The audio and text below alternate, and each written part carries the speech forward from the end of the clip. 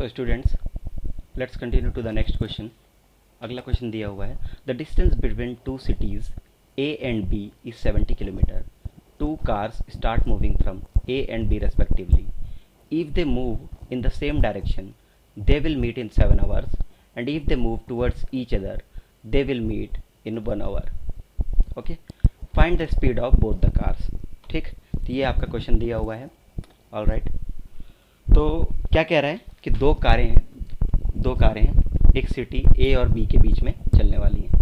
ठीक है, दो सिटीज़ हैं ए और बी जिनके बीच के गैप कितना है, डिस्टेंस कितना दिया हुआ है, 70 किलोमीटर। ठीक है, तो दो कारें हैं, एक सिटी ए से चलेगी कहाँ तक, बी सिटी तक। ठीक है, और दोनों के बीच का गैप कितना है, डिस्टेंस कितना है, 70 किलोमीटर। ओके, तो ए से एक कार चलेगी, बी से एक कार चलेगी, दोनों के बीच का गैप है 70 किलोमीटर। बोल रहा है अगर ये दोनों एक दूसरे की तरफ चलते हैं, टूवर्ड्स ईच अदर, तो कितना घंटा लगेगा, 1 आवर। इन दोनों को आपस में मिलने में कितना समय लगेगा, 1 आवर। ओके ओके, और अगर ये दोनों एक दूसरे के सेम डायरेक्शन में चलते हैं, मतलब अगर ए राइट हैंड साइड बढ़ रहा है तो बी भी राइट हैंड साइड बढ़ेगा, तो इनको कितना घंटा लगने वाला है, 7 आवर्स। ओके, तो हम लोग एक एक केस को देखते हुए बनाते जाएंगे। तो सबसे पहले सपोज करते हैं कि कार ए से चलने वाली कार को मैं बोल रहा हूँ कार ए। ठीक है, let the speed of car A B X kilometre per hour. Okay, वैसे ही the speed of car B equal to Y kilometre per hour. ठीक है, कार ए का स्पीड क्या है, X kilometre per hour, car B का speed क्या है, वाई किलोमीटर पर आवर। ठीक है, ओके, मतलब ये एक्स किलोमीटर पर एक घंटे में चलता है, ये वाई किलोमीटर एक घंटे में चलता है। ठीक है, अब हम लोग केस 1 लेते हैं। केस वन में क्या ले रहा हूँ, when they move towards each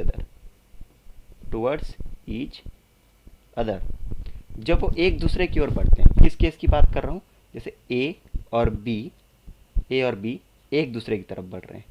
ठीक है, एक दूसरे की तरफ बढ़ रहे हैं, कितने घंटे लगेंगे, 1 आवर, 1 घंटे लगने वाले हैं। ठीक है, तो ए और बी एक दूसरे की तरफ बढ़ रहे हैं, इस केस को सॉल्व करते हैं। ठीक है, तो टोटल डिस्टेंस आपको पता होगा formula, speed equal to distance upon time. ठीक है, speed equal to distance upon time. तो इससे आप लोग क्या जानते हैं, डिस्टेंस इक्वल टू क्या होता है, स्पीड इनटू टाइम। ठीक है, डिस्टेंस बराबर क्या होता है, स्पीड इनटू टाइम, मतलब दूरी बराबर समय गुणा चाल। ठीक है, चाल गुणा समय। तो इसको सॉल्व करेंगे, इसी फॉर्मूले का इस्तेमाल करने वाले हैं। ठीक है, तो सबसे पहले देख लेते हैं कि इसी एक घंटे में, जब वो एक दूसरे से एक घंटे में मिल रहे तो एक घंटे में कार ए कितना चलेगी, distance travelled by car A in 1 hour, एक घंटे में कितनी दूरी तय की है ना। ए बी यहाँ से आ रहा है, ए यहाँ से आ रहा है, एक घंटे में ए यहाँ से यहाँ तक चल पाएगा तो कुछ दूरी वो तय करेगा, और वैसे ही बी यहाँ से यहाँ तक चल पाएगा तो कुछ दूरी वो तय करेगा। एक घंटे में ए ने कितनी दूरी तय की होगी, x किलोमीटर पर आवर, एक घंटे में कितना चलता है, x किलोमीटर, तो x गुणा 1, ये क्या हो जाएगा, distance travelled by car A in 1 hour. Similarly distance travelled by car B in 1 hour, एक घंटे में कार भी कितना चल लेगा, y किलोमीटर पर आवर की स्पीड है तो y इंटू 1, ये हो गया distance travelled by car B in 1 hour. Okay, अब आपको पता है टोटल डिस्टेंस ट्रेवल्ड कितना था, टोटल डिस्टेंस ट्रेवल्ड तो यही होगा ना, ए और बी के बीच का गैप, क्योंकि एक दूसरे की तरफ बढ़ रहे हैं, 1 घंटे लग रहे हैं, तो यहाँ कहीं बीच में आके मिलेंगे, तो टोटल डिस्टेंस कितना ट्रैवल होगा, यहाँ से यहाँ तक के बीच में 70 किलोमीटर का डिस्टेंस ट्रैवल होने वाला है ना, 70 किलोमीटर का डिस्टेंस ट्रैवल होने वाला है। तो total distance travel equal to 70 kilometre. तो 70 किलोमीटर कैसे आएगा, x इंटू 1 से आएगा, x into 1 plus y into 1 बराबर 70, तो x plus y equal to 70, ये आपका क्या हो जाएगा, इक्वेशन 1। ये आपका हो जाएगा इक्वेशन 1, यानी कि समीकरण क्रमांक 1। कैसे आया, केस 1 से आया, जब वो एक दूसरे की तरफ बढ़ रहे थे। ठीक है, एक दूसरे की तरफ बढ़ रहे थे। वैसे ही केस 2 है ना, केस 2 क्या कहता है, case 2 when they move in same direction, same direction. जब वो सेम डायरेक्शन केस 2 की तरफ आते हैं, केस 2 में क्या हो रहा है, ए से पहली कार चलना चालू करेगी और बी से दूसरी कार चलना चालू करेगी। ए वाली कार यहाँ से यहाँ तक चलेगी, ठीक है, और बी वाली कार यहाँ से यहाँ तक चलेगी, ठीक, और ये दोनों यहाँ पे आकर मिल जाएंगे। तो बी कितना देर चला, 7 आवर्स, और ए भी कितना देर चल रहा है, 7 आवर्स, ठीक है, तो जाके यहाँ कहीं पे ये आके मिल पा रहे हैं, ठीक है, ओके। तो मुझे ये बताओ डिस्टेंस क्या है, ए और बी के बीच का गैप कितना था, 70 किलोमीटर का, है ना, 70 किलोमीटर का डिस्टेंस था दोनों के बीच में, ठीक है। अभी चलो देखते हैं। तो मुझे सबसे पहले ये बताओ कि distance travelled by car A in 7 hours. 7 hours में कार ए कितना चल लेगी, कार ए 7 आवर्स में कितना चल लेगी, एक्स उसकी स्पीड थी और कितने घंटे चल रही है, 7, तो 7x हो जाएगा क्या, 7x किलोमीटर, ठीक है। और वैसे ही distance travelled by car B in 7 hours, 7 घंटे में कार बी कितना चल लेगी, y स्पीड से चल रही थी कितने घंटे के लिए, 7 घंटे के लिए, तो 7y किलोमीटर।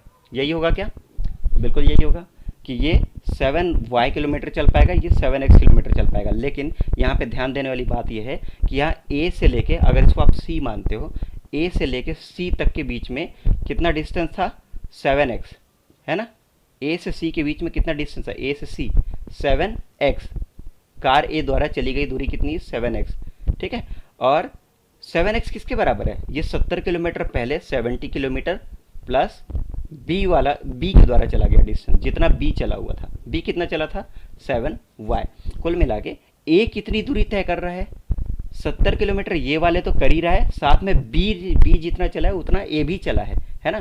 तो बी अगर इतना चल रहा है तो ए भी इतना तो चल ही रहा है, लेकिन एक्स्ट्रा कितना चल रहा है, 70 किलोमीटर। तो 7x बराबर क्या होगा, 70 + 7y होगा क्या, बिल्कुल होगा। तो 7x बराबर 70 + 7y, तो 7x - 7y बराबर 70।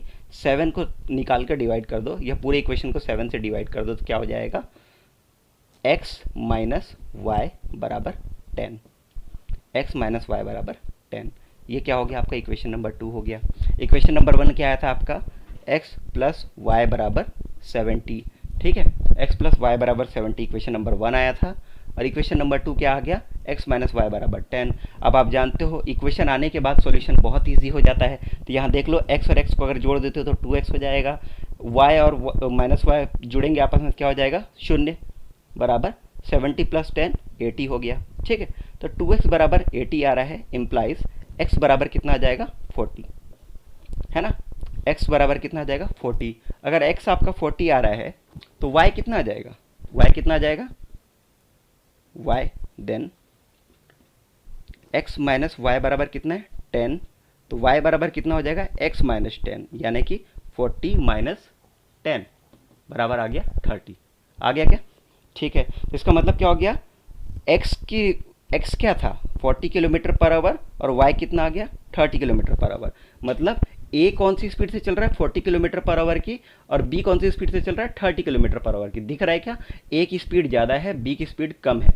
तो 7 आवर्स में कितना किलोमीटर चल जाएगा, ये 7 3 21, 210 किलोमीटर b चल पाएगा, और a कितना चल पाएगा 7 आवर्स में, 40 के हिसाब से 7 चौक 28, ये चल पाएगा 280 किलोमीटर, ये चल पाएगा 210 किलोमीटर। दोनों के बीच में गैप कितना है, 70 किलोमीटर का। दिख रहा है क्या, तो जो आपका सॉल्यूशन आया है वो बिल्कुल सही है, ठीक है। एक बार आपका यहाँ समीकरण आ गया, समीकरण आने के बाद कोई दिक्कत नहीं है बनाने में सवाल। तो आई होप ये क्वेश्चन आपको क्लियर होगा, ठीक है। आगे बढ़ते हैं, नेक्स्ट क्वेश्चन की तरफ बढ़ते हैं। जब किसी आयत की लंबाई में 5 इकाई की कमी तथा चौड़ाई में 2 इकाई की वृद्धि कर दी जाती है, तब उसका क्षेत्रफल 80 वर्ग इकाई कम हो जाता है। जब उसकी लंबाई में 10 इकाई की वृद्धि और चौड़ाई में 5 इकाई की कमी कर दी जाती है, तो आयत का क्षेत्रफल 50 वर्ग इकाई बढ़ जाता है। आयत की लंबाई और चौड़ाई ज्ञात कीजिए, ठीक है। आपको यहाँ पे आयत की लंबाई और चौड़ाई ज्ञात करनी है, ठीक है, ठीक है। इस सवाल को आगे हल करते हैं, ऑलराइट, ठीक है। तो क्वेश्चन आई होप आप लोगों ने नोट कर लिया होगा। हल की तरफ सीधे आगे बढ़ते हैं। आयत की लंबाई क्या होगी, आयत की लंबाई बराबर L मान लीजिए आयत की चौड़ाई बराबर क्या मानेंगे B। ठीक है, तो आयत का क्षेत्रफल क्या हो जाएगा, आयत का क्षेत्रफल, आयत का क्षेत्रफल आपका हो जाएगा L गुणा B। आप लोग जानते हैं ये फॉर्मूला होता है लेंथ इनटू ब्रेथ। ठीक है, तो आयत का क्षेत्रफल आ गया LB, मतलब आयत का क्षेत्रफल हमेशा इतना ही रहेगा। ठीक है, जैसा कि हम लोग जानते हैं। अब क्या बोल रहा है, केस वन, केस वन स्थिति एक, पहली स्थिति में क्या बोल रहा है, अगर आयत की लंबाई में 5 इकाई कमी कर दी जाए। ठीक है, लंबाई में 5 इकाई की कमी और चौड़ाई में 2 इकाई की वृद्धि। ठीक है, यही दिया हुआ है, 2 इकाई की वृद्धि करनी है। तो आयत के क्षेत्रफल में क्या परिवर्तन आ रहा है, बोल रहा है क्या परिवर्तन आ रहा है, 80 वर्ग इकाई कम हो जा रहा है। आयत का क्षेत्रफल क्या हो जा रहा है, 80 वर्ग इकाई कम हो जा रहा है। ठीक है, तो आयत की लंबाई में कितनी कमी कर दी है आपने, 5 इकाई की कमी कर दी है। तो लंबाई में 5 इकाई की कमी कर दी मैंने। ठीक है, और चौड़ाई में क्या हो रहा है, 2 इकाई की वृद्धि हो रही है। तो चौड़ाई क्या है, B है, और उसमें 2 इकाई की मैंने वृद्धि कर दी। तो इससे क्या फ़र्क पड़ रहा है, जो पुराना क्षेत्रफल था, पुराना क्षेत्रफल क्या था, L इंटू बी, यही था क्या पुराना क्षेत्रफल।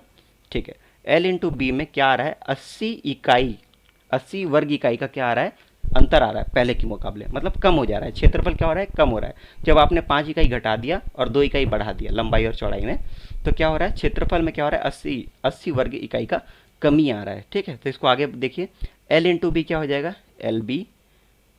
ठीक, L इंटू 2 क्या हो जाएगा, 2L माइनस 5B माइनस 10 बराबर कितना, LB माइनस 80। अब ये LB और ये LB दोनों तरफ प्लस में है, बराबर है, तो कट जाएंगे क्या, बिल्कुल। 2L minus 5B, 2L minus 5B बराबर कितना हो जाएगा, माइनस 80 प्लस 10। इस 10 का मैंने पक्षांतर कर दिया। ठीक है, ये ऐसे लिख सकते हैं क्या इसको, माइनस बाहर निकाल लो, माइनस बाहर निकालेंगे तो 5B माइनस 2L बराबर माइनस 70। ठीक है, दोबारा लिख लेते हैं, 5B माइनस 2L बराबर क्या हो जाएगा, प्लस 70। माइनस का ट्रांसफर कर दिया है। ये आपका क्या हो गया, इक्वेशन नंबर 1 हो गया। ये क्या है आपका, इक्वेशन नंबर 1 है। इसी टाइप से केस 2, सेकेंड स्थिति में क्या हो रहा है, केस 2 में कह रहा है कि जब उसकी लंबाई में 10 इकाई की वृद्धि कर दी जाए, लंबाई में 10 इकाई की वृद्धि और चौड़ाई में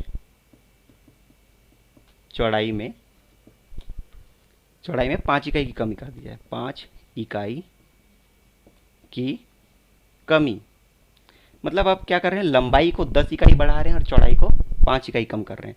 तो लंबाई को 10 इकाई हम लोग बढ़ा दिए और चौड़ाई को B को 5 इकाई कम कर रहे हैं। तो क्षेत्रफल, जो पुराना क्षेत्रफल था L इंटू बी था, उसमें क्या परिवर्तन आ रहा है, बोल रहा है 50 वर्ग इकाई बढ़ जा रहा है, प्लस 50 स्क्वायर यूनिट। ओके, 50 वर्ग इकाई ये बढ़ जा रहा है, LB इंटू प्लस 50। तो इसको फिर वैसे ही सिंप्लीफाई कर लो, तो ये हो जाएगा LB साथ में minus 5L plus 10B minus 50 बराबर LB प्लस 50। आशा करता हूँ कोष्टक खोलना आता होगा आपको। ये पहले L जो है इस दोनों से मल्टीप्लाई होगा, फिर ये 10 जो है इन दोनों से भी मल्टीप्लाई होगा। ठीक है, कोष्टक खोलना आना चाहिए आपको। LB और LB बराबर होने की वजह से यहाँ फिर कट जाएंगे, तो यहाँ क्या आ जाएगा, माइनस 5L प्लस 10B बराबर 50, और ये 50 का पक्षांतर कर दिया तो प्लस 50। ओके, तो यहाँ आ जाएगा 10B माइनस 5L, दिख रहा है क्या, हाँ, 10B माइनस 5L बराबर 100। ठीक है, ये आपका हो गया इक्वेशन नंबर 2। इक्वेशन नंबर 2, तो अब आपको कुछ नहीं करना, इक्वेशन नंबर 1 लीजिए, इक्वेशन नंबर 2 लीजिए, दोनों को सॉल्व कर लीजिए। इन दोनों को सॉल्व करने पे आपको क्या मिल जाएगा, एक आ जाएगा 40 और एक आ जाएगा 30। ठीक है, तो इसको देख लीजिएगा, इसको सॉल्व कर लीजिएगा आगे, ठीक है, ताकि आपको इसको आगे बताने की ज़रूरत है। 2 इक्वेशन बनने के बाद सवाल काफ़ी ईजी हो जाता है, ठीक है। कुछ नहीं करना, विलोपन विधि का इस्तेमाल कर लीजिए, इसको 2 से गुणा कर लीजिए, तो ये हो जाएगा tan b और ये भी है tan b, तो tan b क्या हो जाएगा, माइनस हो जाएगा, तो ये आ जाएगा 4l, 5l में से 4l चला जाएगा तो क्या बचेगा -l, और यहाँ पे 140 रहेगा तो -40 आएगा, तो यहाँ पे कुल मिला के l आपका आ जाएगा 40 और b आ जाएगा आपका 30, ठीक है। तो इस सवाल को आगे हल कर लेंगे, इसको आगे और देखने की ज़रूरत नहीं है। नेक्स्ट क्वेश्चन की तरफ बढ़ते हैं। तो अब लास्ट टॉपिक हमारा रह गया है कि हम देख कर बता पाएँ, जैसे 2 समीकरण दिए हुए हैं, उन दोनों समीकरण को वास्तविक तौर पे हल किए बिना सॉल्व किए हमको क्या बताना है कि इसका सॉल्यूशन किस टाइप का आएगा, उसका हल किस प्रकार का मिलने वाला है। आपने 3 टाइप के हल पढ़े होंगे, है ना, एक यूनिक सॉल्यूशन, एक इन्फिनाइट मैनी सॉल्यूशन और एक नो सॉल्यूशन, हिंदी में एक अद्वितीय हल और दूसरा अनंत हल और तीसरा कोई हल नहीं। तो ये तीनों स्थिति आपने पढ़ी होगी। तो इन तीनों में से कौन सी स्थिति आने वाली है समीकरण को हल करते वक्त, ये आपको बिना समीकरण को हल किए बता पाने में आसानी होगी इस तरीके को पढ़ने के बाद, ठीक है। अवलोकन विधि कहते हैं इसे। अवलोकन मतलब कि आप इसमें क्या करेंगे, दोनों समीकरणों के गुणांकों का यानी कि कोफिशिएंट्स को देखकर बता पाएंगे कि इसका सॉल्यूशन किस टाइप से आने वाला है। तो चलिए क्वेश्चन एक उदाहरण के साथ देखते चलते हैं। उदाहरण क्या दिया है, 2x + 3y = 7, और वैसे ही दूसरा एक और समीकरण है 6x + 9y = 11, ठीक है। तो यहाँ पे देखेंगे x का कुछ कोएफिशिएंट है, y का कुछ कोएफिशिएंट है पहले में, और दूसरे में भी x का कुछ कोएफिशिएंट है, y का कुछ कोएफिशिएंट है, ठीक है। तो इस टाइप के सॉल्यूशन को देखकर आप बता पाएँ कि इसका सॉल्यूशन क्या आने वाला है, इसका आंसर क्या आने वाला है, आपको इसको सॉल्व करने की ज़रूरत ना पड़े। तो इसके लिए क्या है, अवलोकन विधि का इस्तेमाल किया जाता है। जैसे कि मैं यहाँ अवलोकन से आपको बता सकता हूँ कि इसका कोई भी हल नहीं आने वाला, इस सॉल्यूशन का मतलब इस दोनों समीकरण का कोई भी हल नहीं मिलेगा, मतलब नो सॉल्यूशन मिलने वाला है हमको, ठीक है। तो अवलोकन विधि से इतना आसान हो जाता है इन चीज़ों को समझ पाना। तो देखिए कैसे करते हैं। सबसे पहले आपको क्या करना होता है, a1x + b1y = c1, और वैसे ही a2x + b2y = c2। यहाँ मैंने क्या किया है, समीकरणों के प्रारूप को एक दूसरे कोफिशिएंट के साथ मैंने दर्शाया हुआ है, ठीक है। क्या के साथ दर्शाया, कोफिशिएंट यानी कि गुणांकों के साथ दिखाया हुआ है, ठीक है। तो ये वही इक्वेशन है, उसी इक्वेशन के फॉर्मेट को मैंने कोफिशिएंट के साथ दिखाया है, यानी कि गुणांकों के साथ दिखाया हुआ है। तो यहाँ पे देखो कि अगर आप तुलना करोगे तो 2x है और यहाँ पे a1x है, मतलब a1 का मान क्या हो गया, a1 का मान क्या हो गया 2, और वैसे ही 3y है और यहाँ पे b1y है, तो b1 का मान क्या हो गया 3, और यहाँ पे c1 है और यहाँ पे क्या है 7 है, तो c1 का मान क्या आ गया 7, ठीक है। और वैसे ही दूसरे कंपैरिजन में क्या मिलेगा, a2 = 6, b2 = 9 और c2 = 11, ठीक है। तो ये हो गया कोफिशिएंट का कंपैरिजन। तो ये आपने क्या किया, a1 b1 c1 a2 b2 c2 का मान निकाल लिया। अब इसमें क्या होता है कि इसका हल क्या आ रहा है, किस टाइप से आपका आने वाला है, ये अवलोकन विधि से। तो अवलोकन विधि को पहले हम लोग को निष्कर्ष समझना होगा कि क्या निकलता है। जैसे कि अगर मैं आपको सबसे पहले बताऊँ, गुणांक लेंगे हम लोग, a1 / a2 = b1 / b2। अगर मैं बोलूँ ये दोनों बराबर नहीं होते किसी स्थिति में, ठीक है। अगर a1 / a2 मतलब a1 और a2 का क्या अनुपात और b1 और b2 का रेशियो आपस में बराबर नहीं होता है, ठीक है, तो आपको सॉल्यूशन किस टाइप का मिलेगा, अद्वितीय हल, ठीक है, अद्वितीय हल, यानी कि यूनिक सॉल्यूशन मिलने वाला है आपको, इसका एग्जैक्ट आंसर आएगा।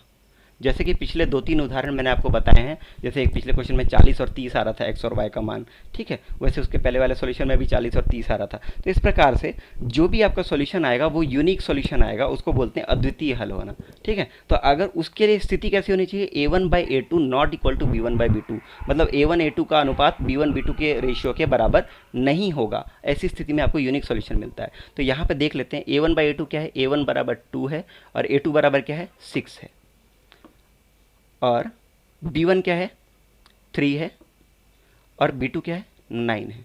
रेशियो निकाल के देखो, 2 1 2 2 3 6, तो यहाँ पे 3 1 3 3 3 9, तो यहाँ पे 1/3 = 1/3 आ रहा है।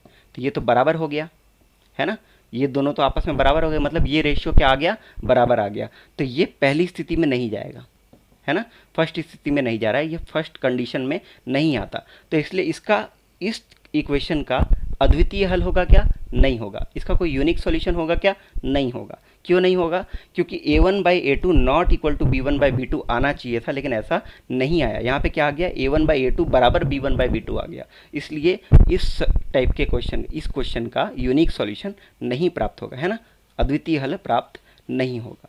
ठीक है, अब इससे के साथ हम लोग दूसरे टाइप के सॉल्यूशन की बात करते हैं। दूसरे टाइप का सॉल्यूशन क्या है? अगर आपका a1/a2 बराबर आता है b1/b2 के और वो बराबर ना आए c1/c2 के, तो किस टाइप का सॉल्यूशन मिलता है आपको? No solution. नो सॉल्यूशन यानी कि कोई हल नहीं।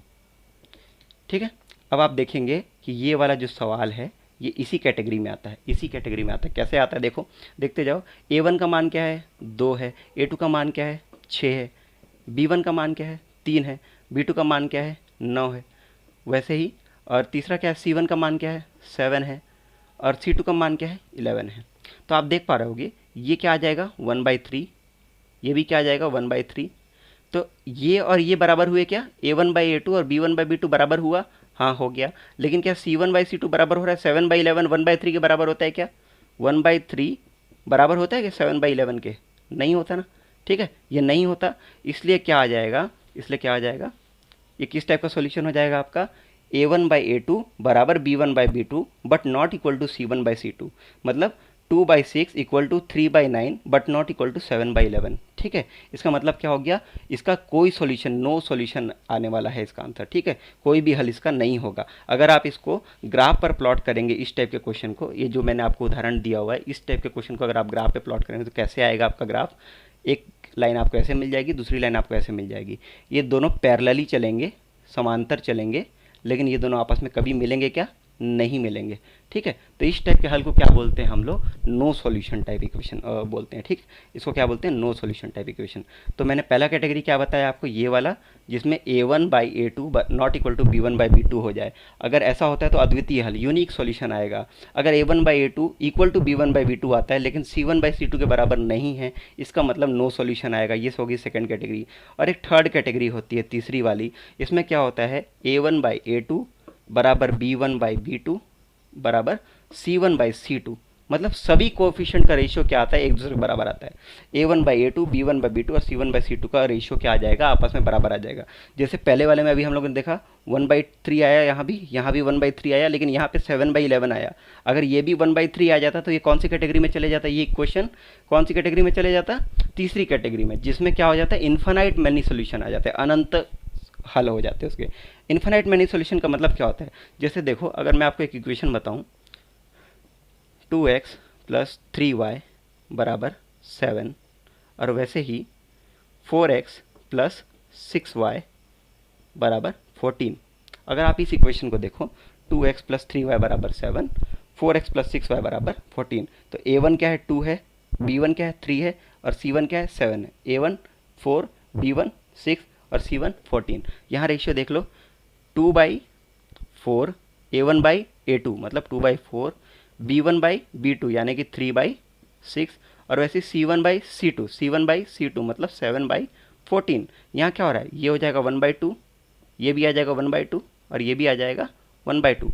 मतलब ये तीनों इक्वेशन, तीनों रेशियो क्या आ गए? बराबर आ गए। तो ये जो समीकरण है, इस टाइप का क्वेश्चन है, ये क्या आएगा आपका? इन्फानाइट मैनी सॉल्यूशन आएगा, अनंत सॉल्यूशन आएंगे इसके। क्यों आएंगे? क्योंकि आप देखो वास्तविकता में ये दो समीकरण है ही नहीं, ये एक ही समीकरण है, सिर्फ इसको 2 से गुणा किया हुआ है। यहाँ पे 2x है, यहाँ 4x हो गया, 3y है, यहाँ 6y हो गया, 7 है तो यहाँ 14 हो गया।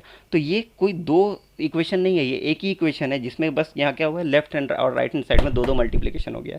तो मतलब जब आप इसको ग्राफ में प्लॉट करोगे तो एक लाइन ऐसे आएगी और इसी के ऊपर दूसरी लाइन आएगी। तो ठीक है, जब एक ही लाइन है तो आपको हल कैसे मिल सकता है? इसीलिए क्या होगा यहाँ पे? अनंत हल हो जाएंगे इसके, इन्फिनिट मैनी सॉल्यूशन। ठीक है, एक बार नोट्स को रिवाइज करेंगे जो मैंने टाइप्स ऑफ सॉल्यूशन आपको बताए थे। तो यहाँ पे आपको अवलोकन विधि से 3 टाइप के सॉल्यूशन मैंने प्राप्त करना बताया है। ठीक है, पहला है a1/a2 not equal to b1/b2। इसमें क्या होता है? अद्वितीय हल होता है, यूनिक सॉल्यूशन आता है।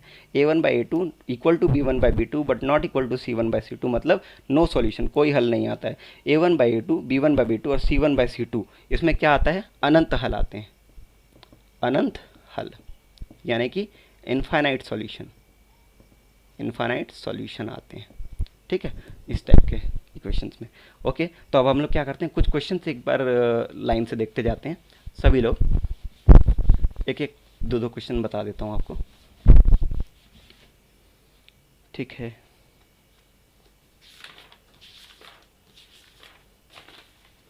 जैसे कि एक क्वेश्चन है 3x प्लस 5y बराबर 12, और दूसरा इक्वेशन है 5x प्लस 3y बराबर 4, ठीक है। तो इसका किस टाइप का सॉल्यूशन आएगा आपको बताना है, ठीक है। तो हम लोग देख लेते हैं, यहाँ पे तुलना कर लो। a1 बराबर क्या आ रहा है 3, b1 बराबर क्या आ रहा है 5, और c1 बराबर क्या आ रहा है 12। इक्वेशन को कंपेयर करने आता है क्या आपको, a1x प्लस b1y बराबर c1, इससे तुलना किया हुआ है मैंने, ठीक है, इससे कंपेयर किया हुआ है। ओके, कोई डाउट नहीं होना चाहिए। तो a1 बराबर 3, b1 बराबर 5, c1 बराबर 12, और वैसे यहाँ पे a2 बराबर क्या आ रहा है 5, b2 बराबर क्या आ रहा है 3, और c2 बराबर क्या आ रहा है 4, दिख रहा है क्या। ओके, तो अब हम लोग क्या करते हैं, इसको फाइंड आउट करते हैं सॉल्यूशन किस टाइप का आ रहा है। a1 बाई a2 कितना आया 3/5, b1 बाई b2 कितना आया 5/3, ठीक है। और वैसे ही c1 बाई c2 कितना आ रहा है 12/4। सबसे पहले देखो a1 बाई a2 3/5 और b1 बाई b2 5/3 है। a1 बाई a2 बराबर 3/5 और b1 बाई b2 बराबर 5/3। 3/5 1 से छोटा होता है, 5/3 1 से बड़ा होता है, ठीक है। तो ये दोनों क्या बराबर है, नहीं, ये दोनों बराबर नहीं है। मतलब क्या हो गया, a1 by a2 not equal to b1 by b2। अगर ये बराबर ना हो तो ये पहली कैटेगरी में जाता है, पहले टाइप का सॉल्यूशन आ जाता है, है ना। कौन सी कैटेगरी में, पहली कैटेगरी में। इसका मतलब क्या होता है, इसका यूनिक सॉल्यूशन आएगा, एग्जैक्ट एक आंसर आएगा, एक्स का कोई वैल्यू आएगा, वाई का कोई वैल्यू आएगा, यूनिक सॉल्यूशन मिलने वाला है इसका, ठीक है, अद्वितीय हल मिलने वाला है। ओके, इसी प्रकार से एक आध क्वेश्चन और देख लेते हैं।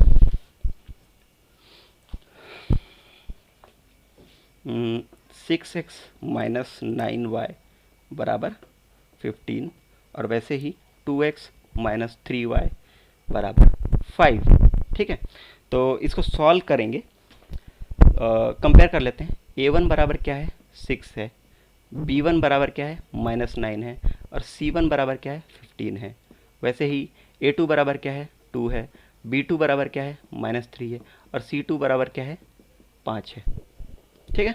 तो रेशियो देख लो, a1 बाई a2 मतलब 6/2, मतलब कितना आ जाता है 3/2, 3 जा और ये 1, तो 3/1 यानी कि 3 ऐसा बोल सकते हैं। तो a1 बाई a2 क्या आ गया आपका 3/1 आ गया। वैसे ही b1 बाई b2 एक बार देख लो क्या आ रहा है -9/b2 कितना है -3, माइनस माइनस कट जाएंगे तो क्या हो जाएगा प्लस, और 3 3 जा 9, तो ये भी कितना आ गया 3/1, ठीक है। पॉजिटिव में 3/1 आएगा क्योंकि माइनस माइनस प्लस हो जाएंगे। तो a1 बाई a2 बराबर है b1 बाई b2 के। तो क्या आपको पता चल गया किस टाइप का सॉल्यूशन है, नहीं, थोड़ा वेट करना पड़ेगा, आगे और देखना पड़ेगा। c1 बाई c2 क्या आ रहा है, c1 बाई c2 क्या आ रहा है, c1 कितना है 15 और c2 कितना है 5, तो ये कितना आ गया 3:1। ये भी कितना आ गया 3:1, ये भी आ गया 3:1, ये भी 3:1। मतलब a1 बाई a2 बराबर b1 बाई b2 बराबर c1 बाई c2। इसका मतलब क्या हो गया, ये कौन सी कैटेगरी में चला जाएगा, तीसरी वाली कैटेगरी में। इसके अनंत हल होंगे, ठीक है। इसके कितने हल होने वाले हैं, इन्फिनाइट मैनी सॉल्यूशन। तो आप इस प्रकार से अवलोकन विधि से ही बता पाएंगे कि इसका सॉल्यूशन क्या आने वाला है, कैसा आने वाला है, ठीक है।